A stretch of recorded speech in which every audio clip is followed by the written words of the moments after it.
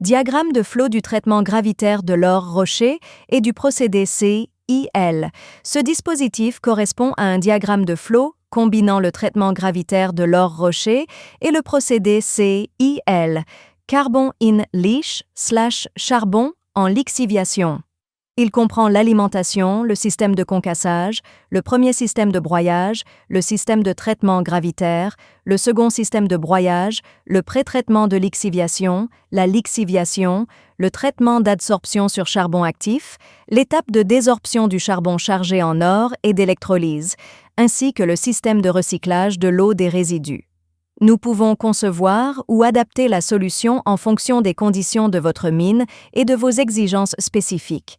L'usine CIL convient à la récupération de l'or rocher sulfuré et de l'or rocher oxydé avec un taux de récupération extrêmement élevé.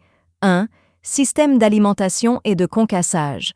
Le minerai d'or brut est introduit dans une trémie volumineuse par une excavatrice. Un alimentateur vibrant est installé sous la trémie afin d'acheminer uniformément les matériaux vers le concasseur à mâchoire. La trémie peut être fabriquée sur site par le client selon les conditions réelles. Le concasseur à mâchoire réduit le minerai en particules plus petites. Sa production est transportée vers le concasseur à cône suivant par un convoyeur à bande. Le concasseur à cône réduit le minerai à une granulométrie inférieure à 20 mm. Sa production est acheminée vers le tamiseur vibrant suivant par un convoyeur à bande. Les matériaux supérieurs à 20 mm sont renvoyés vers le concasseur à cône pour un nouveau concassage. Les matériaux inférieurs à 20 mm sont transportés vers la trémie de stockage suivante par un convoyeur à bande. Un alimentateur vibrant électromagnétique est également installé sous cette trémie, assurant le tamponnage et l'alimentation uniforme des matériaux. Le gravier fin est ensuite acheminé vers le broyeur à boulet par un convoyeur. 2. Premier système de broyage. Le système de broyage comporte un broyeur à boulet à 2 étages et une classification à 2 étages. Cette conception garantit que plus de 90% du minerai issu du système de broyage atteint 200 mailles, assurant ainsi le taux de lixiviation et le taux de récupération de l'or. Si seule une conception monoétagée de broyeur à boulet et de classification est mise en place, au maximum 50 à 60% du minerai peut atteindre 200 mailles, entraînant une perte d'or de 40 à 50%. Le broyeur à boulet broie le minerai concassé, 0 à 20 mm, en poudre fine pour libérer l'or inclus dans la roche. La production du premier broyeur à boulet est envoyée vers un classificateur à spirale pour séparer les particules grossières et fines. Le sédiment sous-jacent du classificateur à spirale est constitué de particules grossières qui doivent être renvoyées vers le premier broyeur à boulet pour un nouveau broyage. La boue de débordement, composée de particules fines, est pompée vers le concentrateur centrifuge à or. 3. Système de traitement gravitaire et second broyage. Le concentré issu du concentrateur centrifuge est envoyé vers une table de secouage pour une séparation supplémentaire afin d'augmenter la teneur en or. Les résidus du concentrateur centrifuge à or et de la table de secouage sont pompés vers un hydrocyclone pour une classification complémentaire. Le sous-courant de l'hydrocyclone contient des particules grossières envoyées vers le second broyeur à boulet pour un broyage plus poussé.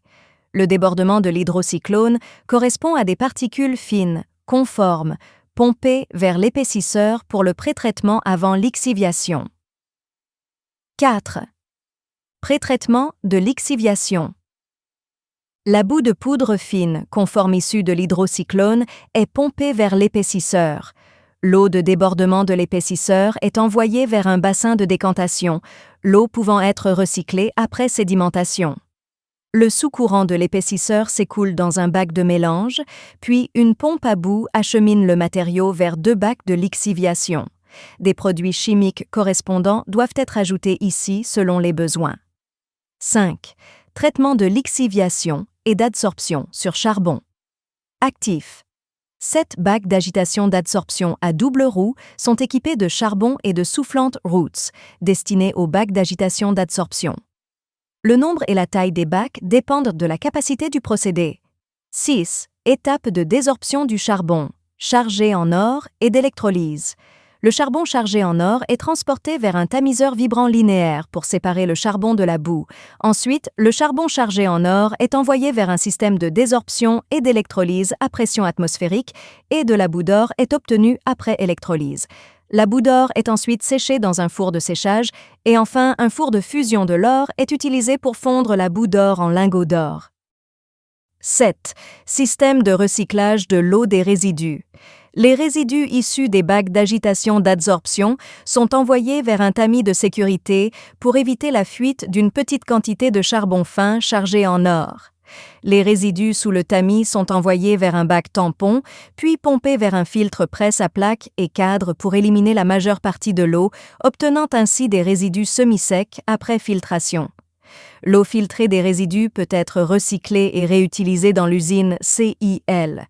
Si le recyclage de l'eau et les résidus secs ne sont pas requis, ajoutez d'abord de la poudre de javel dans le bac tampon des résidus pour traiter les produits chimiques acides, afin de réduire l'impact environnemental de ces substances, puis les résidus peuvent être déversés dans le bassin de résidus.